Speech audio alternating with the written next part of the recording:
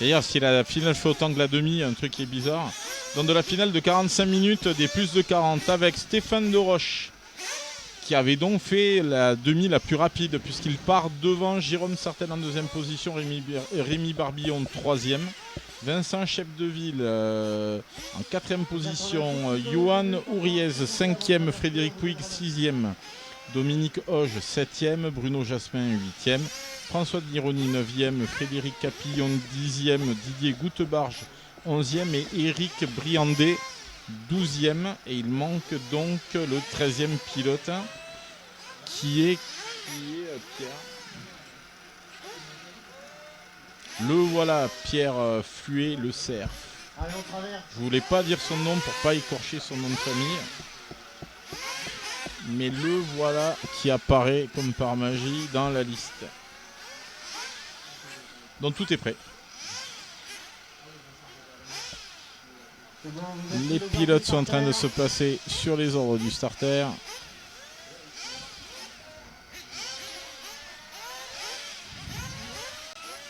C'est parti. 8, 7, 6, 5, 3. On pose. Et c'est parti.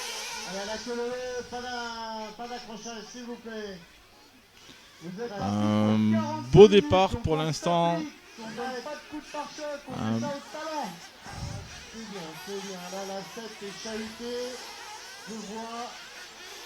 C'est parti. Alors, est-ce que Stéphane Deroche va tenir sous la pression de Jérôme Sartel? On va vite être fixé, je pense.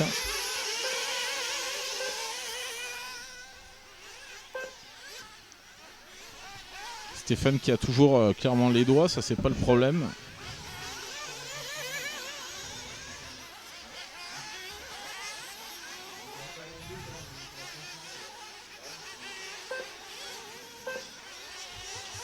Jérôme qui a l'air quand même de cravacher pour arriver à tenir le tempo de Stéphane Deroche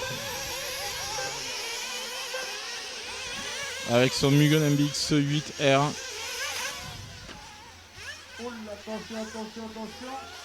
Attention dans la ligne droite. Ouais, Stéphane Deroche, il rigole pas, il roule plutôt vite comme vous pouvez le voir avec son record personnel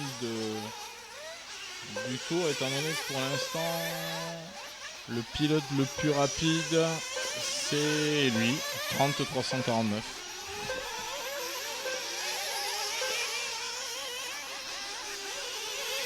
Tous les autres pilotes de la finale en temps au tour personnel sont au moins à 31 secondes. Donc il y a clairement une seconde d'écart entre les deux premiers et le reste du plateau.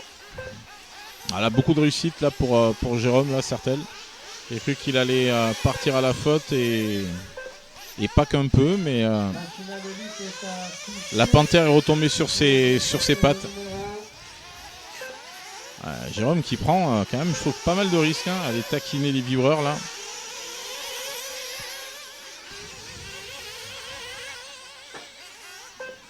Mais visiblement des risques qui payent puisqu'il est en train de revenir sur Stéphane Deroche, qu'il en plus...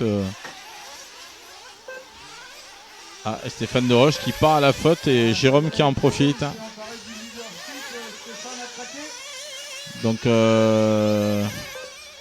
Donjé qui passe bien mais qui, j'ai l'impression, percute Stéphane dans les airs sans que ça n'ait réellement déstabilisé le Mugen, mais le Mugen en retombant assez loin a été rebondir et n'a pas réussi à rattraper. Par contre, Stéphane Deroche, il est reparti à l'attaque. Et du coup, il y a moins d'une demi-seconde entre les deux pilotes.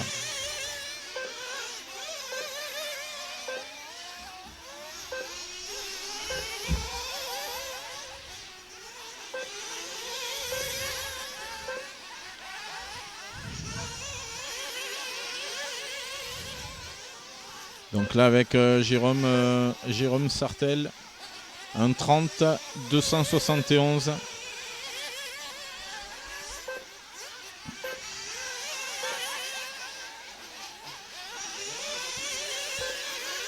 très près de passer sous la barre des 30.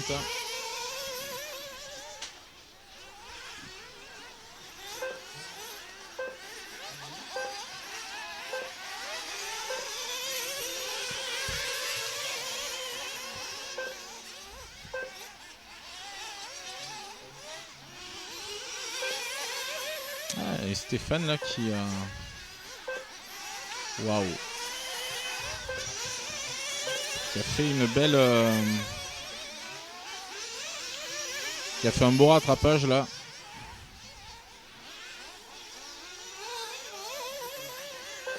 Attention sur la digue, avant piste claire.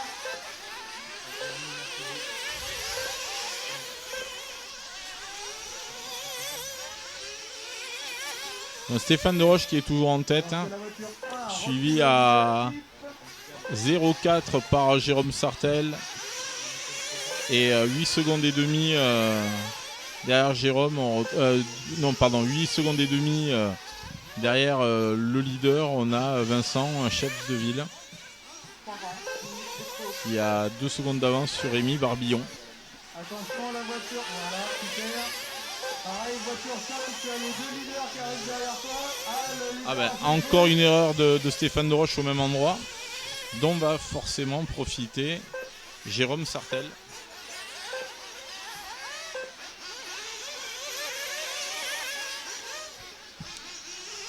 Parce que là, Jérôme, en passant devant, vu l'erreur, va avoir une avance, je pense, assez confortable maintenant sur Stéphane, qui va devoir vraiment cravacher ou attendre une éventuelle erreur de Jérôme, parce que là il y a 5 secondes et demie d'un coup de gap, alors qu'en fait il y avait une demi-seconde entre les deux pilotes. J'allais dire, tout est à refaire pour Stéphane.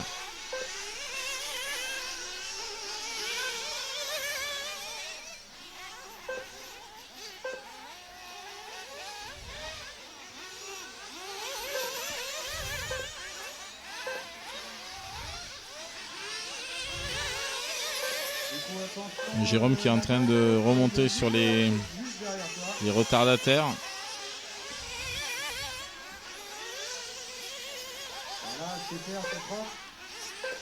Voilà, on le laisse passer, le leader. Il n'y a rien d'essayer de se battre avec. Il n'y a pas match en vitesse.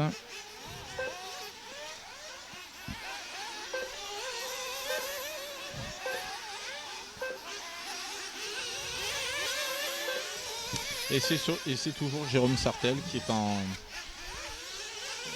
en tête, suivi de Stéphane de Roche à 6 secondes 4.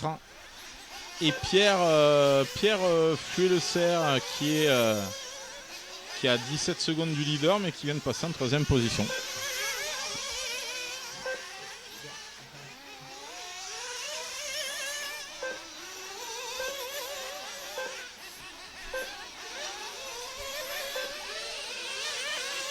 Le Pink Panther à l'écran.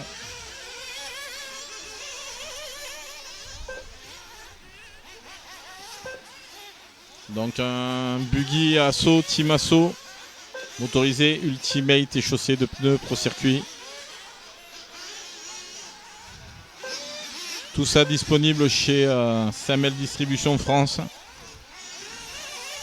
Vous pouvez également contacter Egouin Racing pour avoir des renseignements.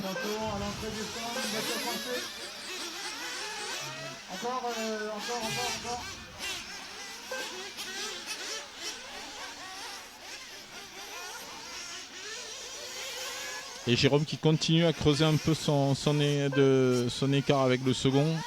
De 6,5, on est passé à quasiment 7 secondes. Une demi-seconde de gagné dans le tour. On va voir si cette valeur s'agrandit ou pas dès que Stéphane de Roche sera passé, ce qui ne devrait pas tarder.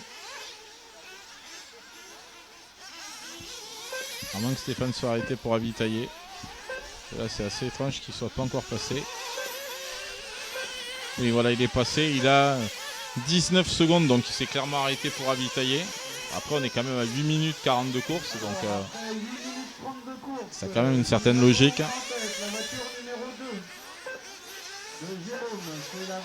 a sauté la bise là, qui arrive dans un petit enchaînement de double veste et qui est maintenant dans la ligne droite. En deuxième position, la voiture numéro 1 de Stéphane. Qui lui aussi arrive là maintenant dans la double. Et là on est sur la voiture numéro 3 de Rémi Barbillon. Attention, à l'entrée de la ligne droite, attention, c'est bon qui se clair. En troisième position, la voiture 3 qui va rentrer dans la ligne droite maintenant, la voilà, c'est celle de Rémi. En quatrième position, la Voiture 3 en troisième position, la logique est qui respectée. vient de Calais qui a Et permis par un contre, bon, sprint de Jérôme 46, Sartel avec la voiture numéro 2 l'emplacement. est en tête, suivi de la voiture numéro 1 de Stéphane de Roche. En cinquième position, la voiture 7 de Dominique Auger. En sixième position, la voiture 9 de François Mironi.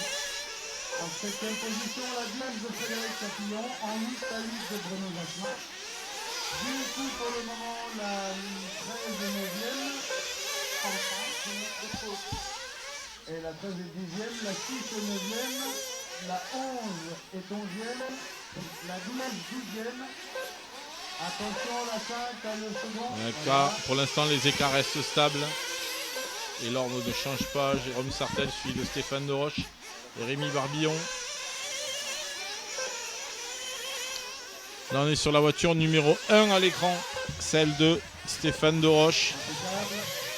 Le pilote le plus rapide des deux demi-finales qui est parti avec la numéro 1 pour la finale. Et qui a tenu son rang jusqu'à faire une grosse faute qui a permis à Jérôme Sartel de passer. Mais une faute à exactement au même endroit où là il en a fait une toute petite. Décidément, ce double toujours aussi compliqué. Un endroit qui lui a coûté très très cher.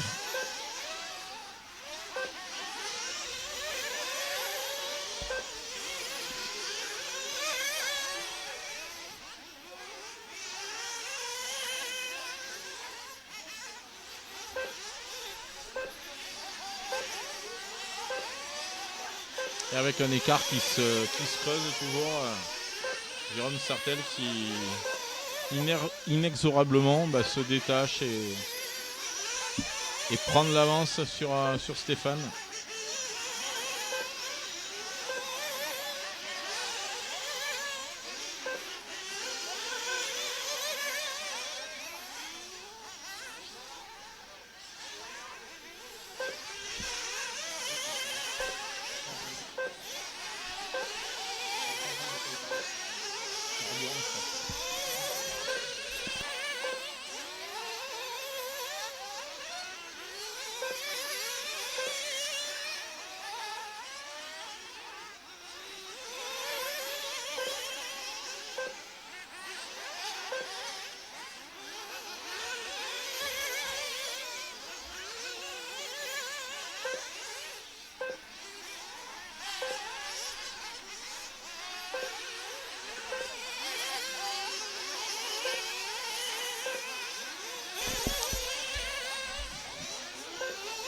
Donc Jérôme qui est toujours en tête, suivi de Stéphane de Roche, Rémi Barbillon 3e.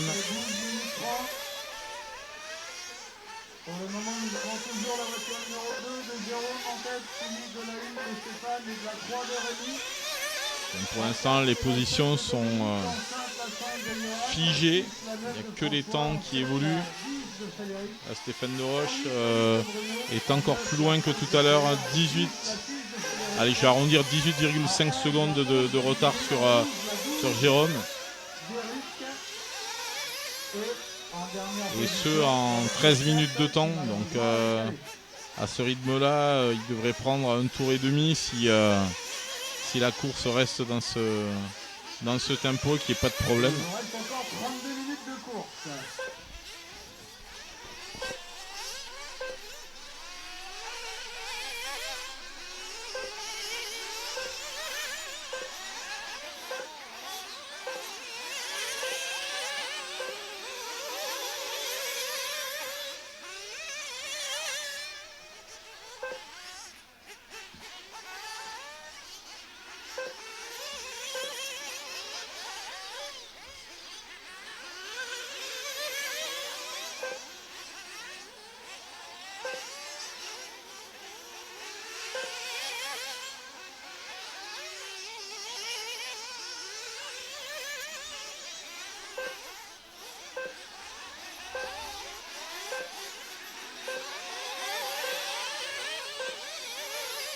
Attention.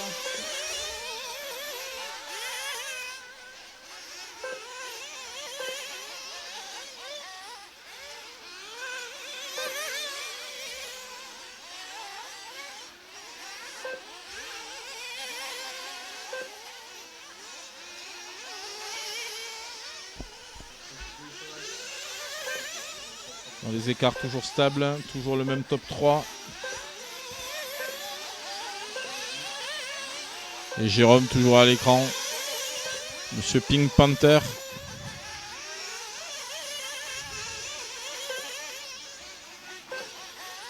Avec ses jantes jaunes.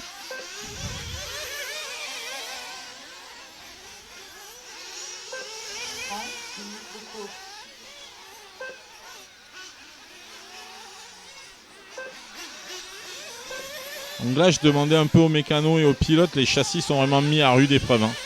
Le grip important a tendance à quand même pas mal faire travailler la voiture. Et il y a un phénomène que connaissent pas mal les pilotes à l'échelle 1-10, mais qui ici est, on va dire, exacerbé. C'est qu'en fait, le châssis, en frottant au sol, et un sol qui est brûlant, gagne instantanément pas mal de degrés. Donc les mécaniques et les moteurs sont mis vraiment à rude épreuve. Alors que là, il y a un calage. J'ai l'impression. J'ai pas vu quelle voiture c'était ou quoi, mais ça s'est passé quasiment devant notre nez, là, à la cabine de vidéo.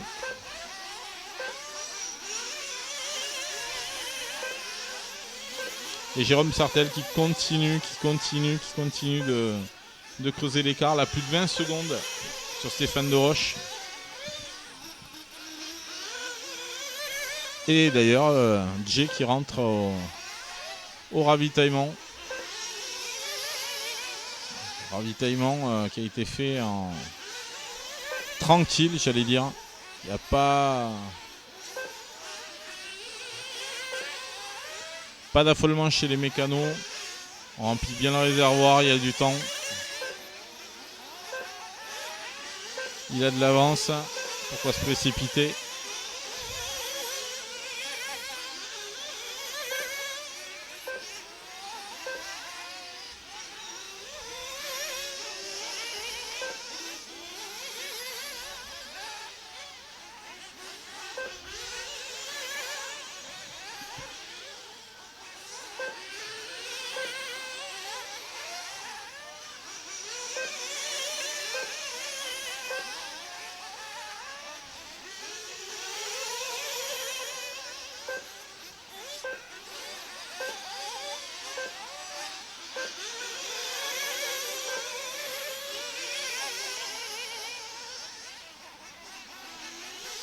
On va voir le nouvel écart entre Stéphane et Jérôme. Mais d'après moi, il va être conséquent. On était déjà au-delà des 20 secondes.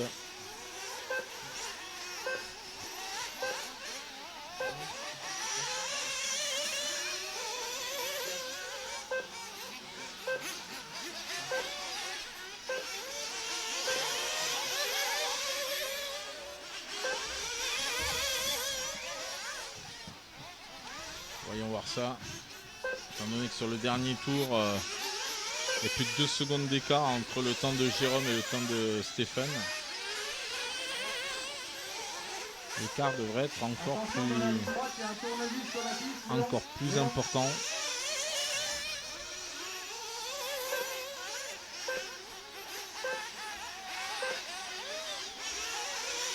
Alors, quel va être l'écart avec Stéphane de Roche ? Attention après la big.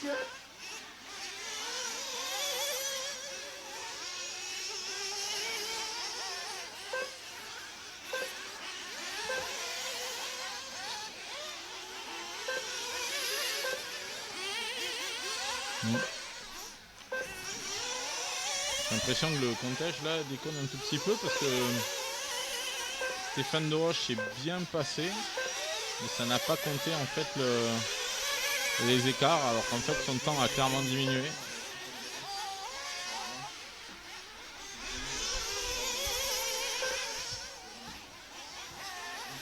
Mais en tout cas, bien que ça soit pas un écart énorme, style 0,2, 0,3, ben, c'est toujours en faveur de Jérôme.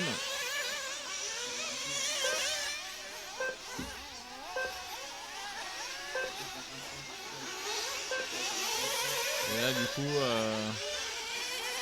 Stéphane de Roche est relégué à un tour de Jérôme, puisque les deux ont bipé. Et ensuite, je dirais un tour peut-être pas loin derrière Stéphane de Roche, on a Rémi Barbillon.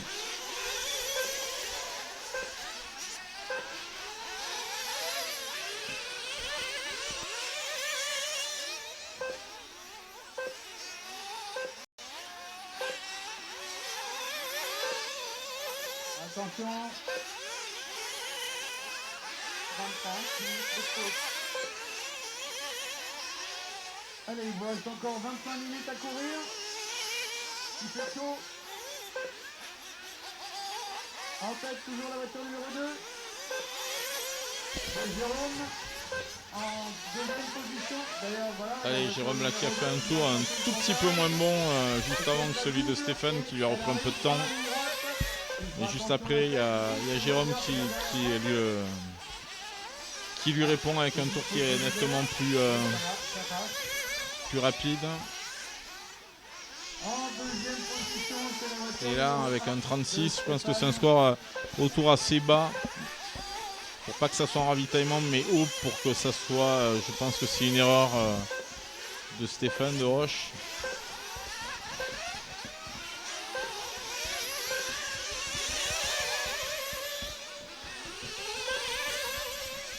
Voilà, qui vient de passer, qui est facilement à 1 tour et 5 secondes du leader, je dirais. Et puis ensuite, Rémi Barbillon en 3ème position, 1 tour derrière Stéphane de Roche et du coup 2 tours derrière Jérôme Sartel. Ah oui, devant ça rigole vraiment pas du tout en termes de vitesse.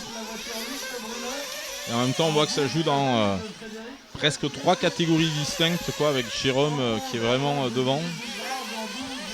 Rapide et surtout beaucoup plus régulier en fait que Stéphane. Et Stéphane du coup qui est un tour derrière par un manque de régularité, essentiellement dû à des petites fautes, mais qui au bout d'un moment chiffre quand même pas mal. Et Rémi, je dirais, qui lui est à sa place, il roule bien et sans faute particulière.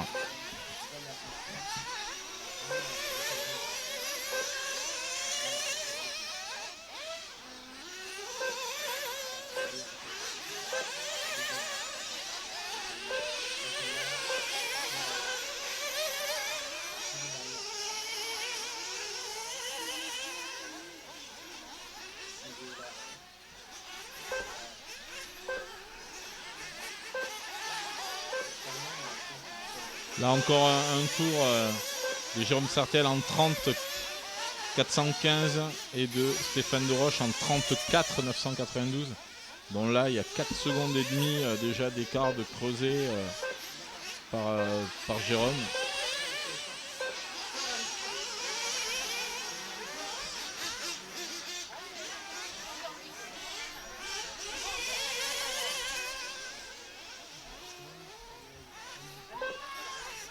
Pour le ramasseur 5 au fond.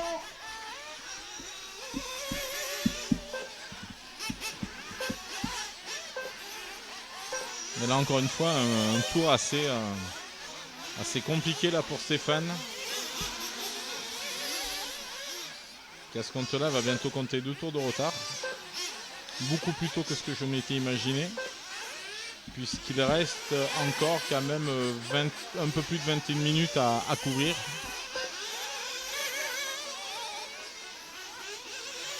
Alors que on va gentiment vers la mi-course.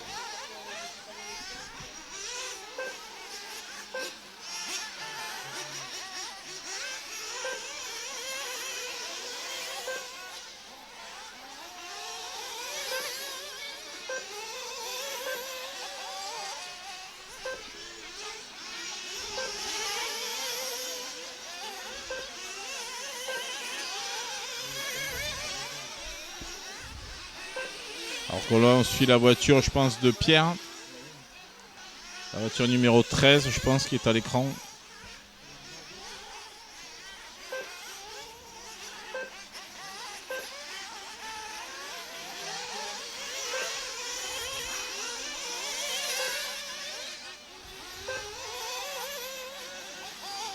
Pierre avec son Sparco. Celui qui a gagné la LCQ est à l'écran.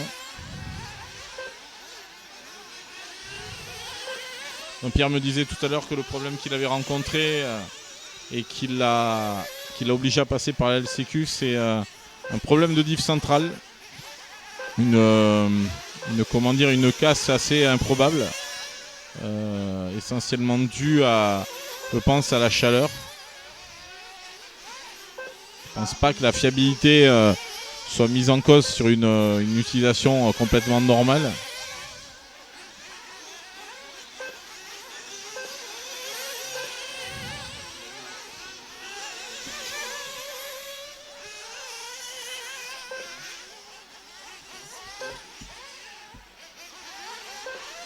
Et là on est sur la voiture numéro 3, celle de Rémi Barbillon.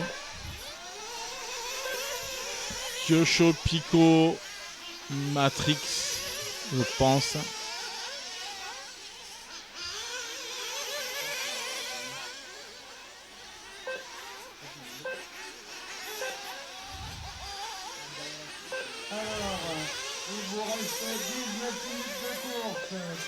Rémi qui fait une belle course en 3ème position.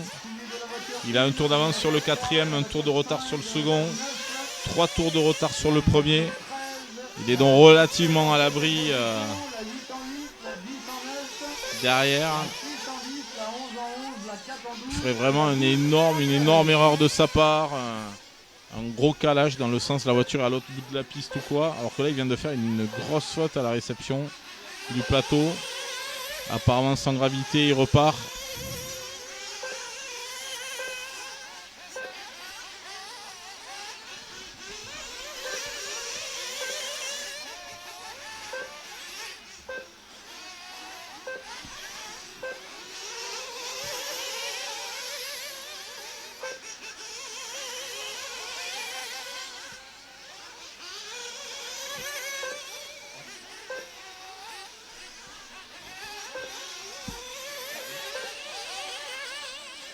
Et pendant ce temps, Jérôme Sartel continue son bonhomme de chemin.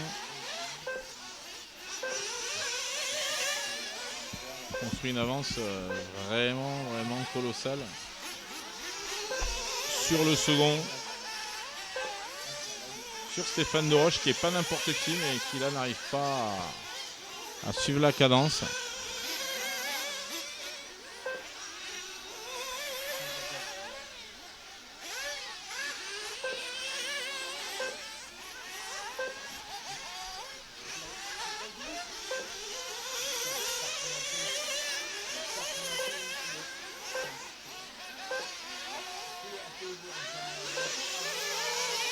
Par contre, c'est très tendu entre Pierre et Johan pour le gain de la 4e place. Il y a une demi-seconde entre les deux pilotes en faveur de Pierre pour l'instant, mais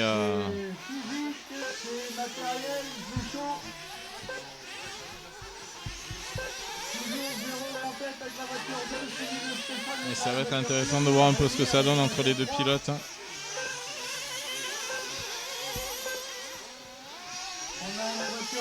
Qui est remonté à la 4e position, la 55, la 9 en 6, la 7 en 7, la 10 en 8, la 8 en 9, la 4 en 10, la 6 en 11, la 11 en 12 et la 12 en 13.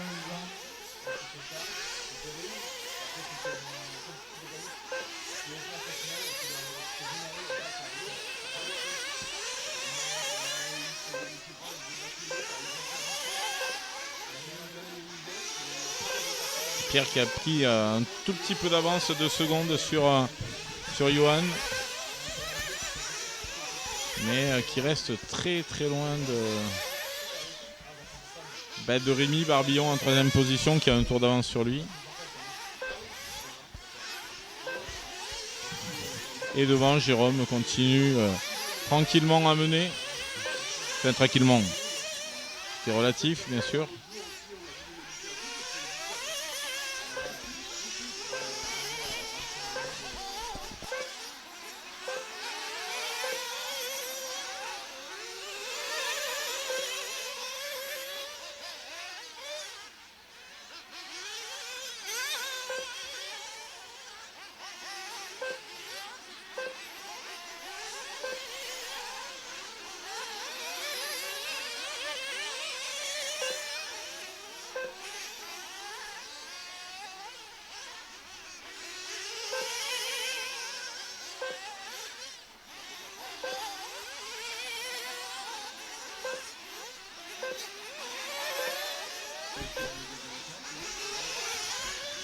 La voiture 10, tu fais attention, tu as un tour de retard sur la voiture 5. Ah, c'était quand même un tout petit peu limite là, la sortie de route dans la ligne droite. La voiture 10 aussi, tu as un tour de retard. Pour le retour.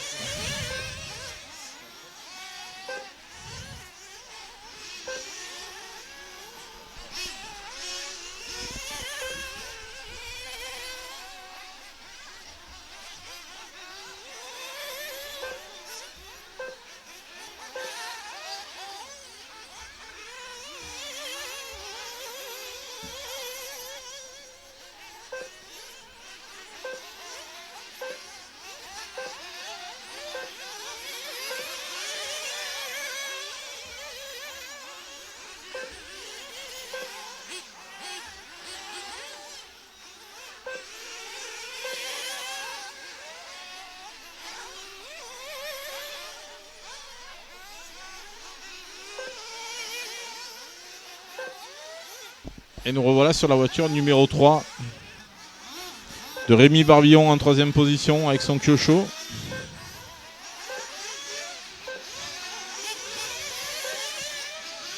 Rémi qui a fait un très bon week-end jusque-là, qui mérite vraiment de finir à la 3e place. Qui a réussi à mettre pas mal d'air entre lui et Pierre. Mais je pense que Pierre, il va rien lâcher quand même. C'est un compétiteur, Pierre. Il va rien lâcher au cas où. Et il a bien raison. Déjà, la course automobile, c'est une catégorie où tout peut arriver. Mais alors, quand vous mixez ça avec un week-end un peu long, la concentration qui commence vraiment à décliner, et la température élevée qui met à rude épreuve châssis pilote, vraiment là, tout peut arriver. De Dominique, en 8 la 8 de Bruno, en 9 la 10 de Frédéric, en 10 la 4 de Vincent, en 11 la 6 de Fred, en 12 la 11 de Didier et en 13e position. J'ai l'impression, j'ai pas vu qui c'est, mais que quelqu'un a abandonné ou en tout cas est rentré dans les stands de façon imprévue. On va voir un peu qui c'est au fur et à mesure.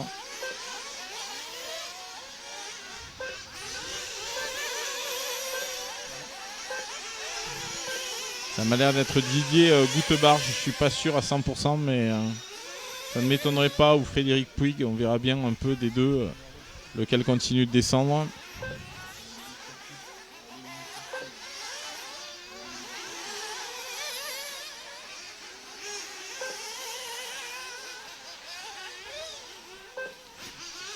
Nous voilà avec une vue panoramique. Et comme je vous disais, il ne manque pas vraiment grand chose à la caméra pour pouvoir voir 100% du circuit en une seule utilisation. Et là on est sur la voiture numéro 4 et c'est donc Pierre. Pierre Fluet-Le Cerf avec son Sparco qui est là à l'écran.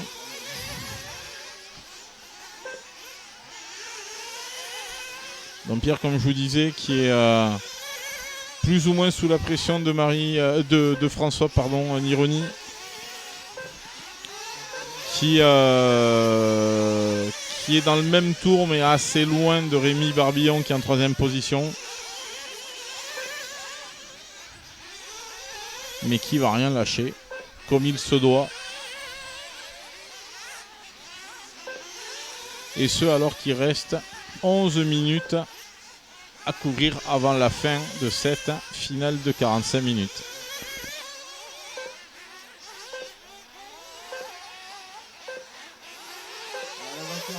falloir passer au stand pour remettre un clip.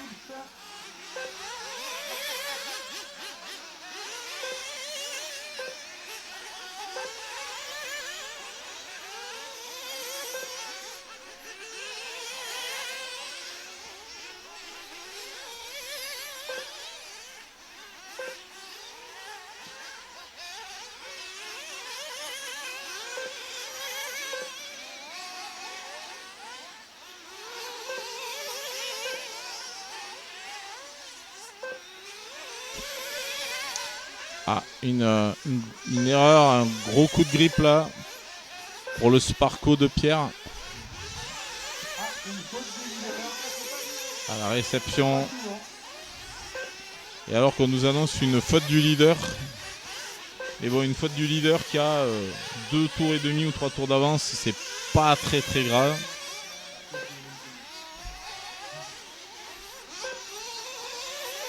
Ah, une faute de Pierre.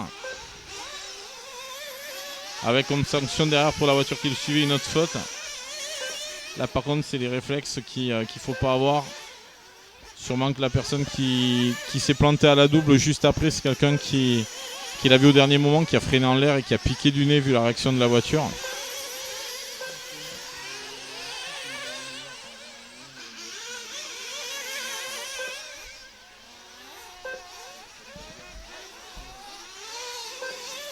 Il commence à y avoir pas mal d'erreurs là. Les dernières minutes, là il reste 9 minutes, sont difficiles pour les pilotes.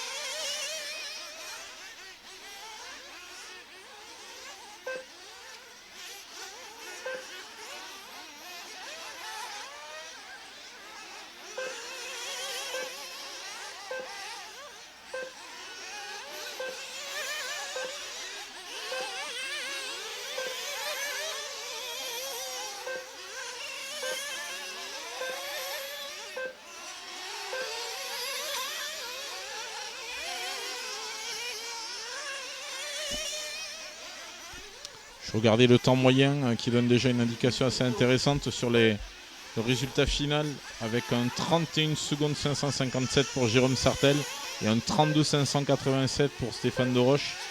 Il y a à la louche une seconde en fait d'écart entre les deux en temps moyen, donc l'écart de tour s'explique assez facilement.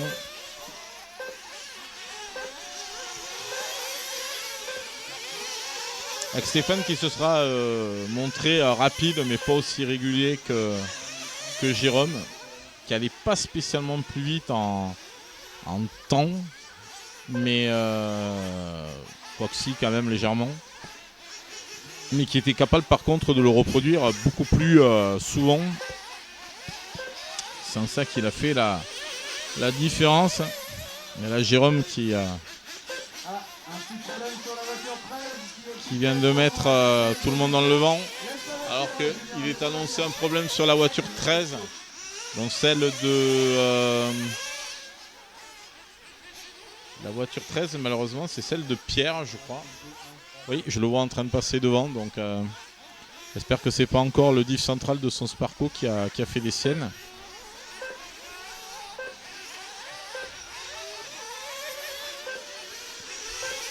Qui pourrait indiquer sous forte chaleur un petit souci. Et bon, ça peut être complètement autre chose. Une autre pièce ou un calage moteur ou autre. Là, en tout cas, là vous le voyez redescendre au classement. Le voilà que 6ème alors qu'il était 4ème. Et je pense que la descente va continuer encore un tout petit peu.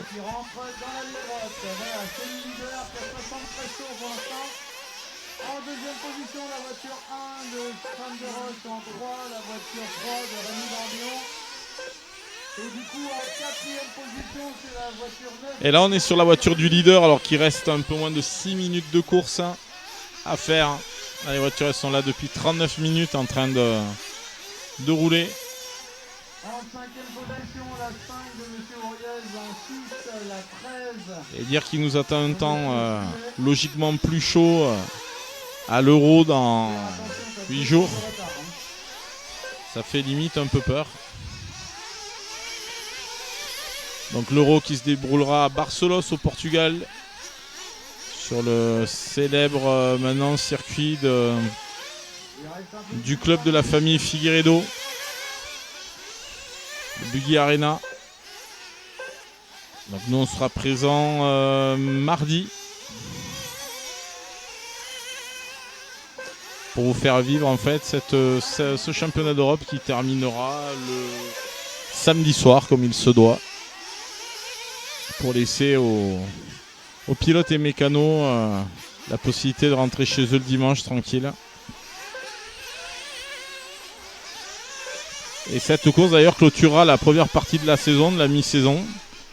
Et paradoxalement, elle ouvrira la deuxième partie de la saison, puisqu'on retournera au même endroit au Portugal fin août, début septembre, pour couvrir pour vous le championnat du monde e-buggy, dans le premier championnat du monde de la catégorie. Une idée qui au départ est une idée de José Figueiredo, justement le papa et mécano de Joao, qui a vu l'idée d'organiser un championnat du monde. Ça s'est concrétisé dans un premier temps par l'organisation d'une Coupe du Monde, ce qui est obligatoire, par l'IFMAR, qui s'était tenu d'ailleurs au Portugal, mais pas du tout sur leur piste, et qui avait été malheureusement un événement qui avait été boudé et au niveau européen et au niveau américain, ce qui était quand même dommage, avec moins de 10 personnes. C'est la Coupe du Monde la plus bizarre du monde. Vous vous inscriviez à cette coupe, vous étiez sur le trempe final en fait, en gros. Donc voilà. Mais là c'est parti pour un championnat du monde. Je suis curieux de voir la participation qu'il y aura. Parce qu'aux dernières nouvelles que j'ai vues, les Américains ne semblaient pas forcément super motivés. C'était l'impression que ça donnait, à moins qu'ils aient une course à ce moment-là, ce qui serait quand même dommage que le calendrier ne tienne pas compte de ça. Mais le gros problème peut-être qu'a l'IFMAR par rapport à l'organisation et surtout à la mise en place de certaines dates, c'est que vous ne voyez peut-être que le calendrier officiel des courses dans chaque pays. Et le problème, c'est qu'aux États-Unis, à part les Roar, les courses les plus prestigieuses ne sont pas des courses officielles en soi. Ce sont des courses privées comme la Dirt, la Silver State, la Psycho Nitro Blast. Tout ce type de courses-là ne sont pas vraiment dans un calendrier officiel. Elles ne sont même pas du tout. Elles sont connues par tous, bien sûr, les pilotes. Elles sont très très courues, mais est-ce que l'IFMAR là-dessus en aura tenu compte ou pas? Est-ce que c'est de l'esbrouf de la part des Américains? Oui, on viendra, mais c'est pas sûr, ou on va pas venir à beaucoup. Ça serait en tout cas dommage, parce que le champion du monde là, ça sera le premier de la discipline. C'est toujours historiquement un truc sympa à faire. Et moi je vous garantis qu'il y en a un qui s'appelle David Ungaro. Déjà il veut son titre européen là dans une semaine, c'est le seul qui lui manque. Il l'a eu en e-buggy mais il l'a pas eu en nitro. Mais s'il peut rajouter un 5e titre à son palmarès, ça ferait le 4e consécutif si je compte bien. Là ça serait juste fou. Mais c'est tout à fait faisable. Après Canas va pas se laisser faire, les Kilik vont pas se laisser faire. Il y a pas mal de monde qui vont pas du tout se laisser faire, bien sûr, mais en tout cas ça promet d'être intéressant. En tout cas maintenant on a moins de 2 minutes de la fin de la course, et on a toujours Jérôme Sartel en tête avec 3 tours, c'est fou, 3 tours d'avance sur Stéphane Deroche, qui lui-même a 2 tours d'avance sur Rémi Barbillon. En 4e position, il a fait une course régulière, c'est François Nironi. Derrière lui, il y a Johan Ouriez, Pierre Fluet qui est revenu sur la piste. Ça devait heureusement pas être trop grave, mais ça lui a fait perdre quand même le gain de la 3e ou 4e place. Ensuite, on a Dominique Hoge, on a Frédéric Capillon en 8e position, Vincent Chepdeville en 9e, Bruno Chevasmin en 10e position, Frédéric Puig en 11e position, Didier Goutebarge en 12e position et Eric Briandé en 13e position. Alors que là, à l'écran, vous avez Pierre qui est en train de remonter tout le monde. Alors qu'on commence déjà à entendre les bruits des moteurs des pilotes élites. C'est-à-dire ils sont chauds comme la braise. Là, c'est hyper facile d'être chaud comme la braise, croyez-moi. Sans rien faire de spécial, on est chaud comme la braise. À moins de 30 secondes de la fin, à mon avis, c'est mort. Ah, il y a quelqu'un qui a calé. Et là, c'est vraiment dommage parce que il reste plus que 15 secondes à couvrir, donc c'est-à-dire c'est mort de chez mort. Alors que là, on a vu un gymnaste. Là, on est plus dans le côté gymnastique, artistique, que vraiment du modélisme là. Allez, c'est terminé pour la Quand on a du bol sur un truc comme ça, terminé pour la 12. tout est possible. Terminé la 4, terminé la 2. Et donc le grand vainqueur, sans trop de surprise, c'est Jérôme Sartel. Stéphane de Roche deuxième, Rémi Barbillon troisième. Ça pour l'instant ce sont ceux qui ont passé la ligne.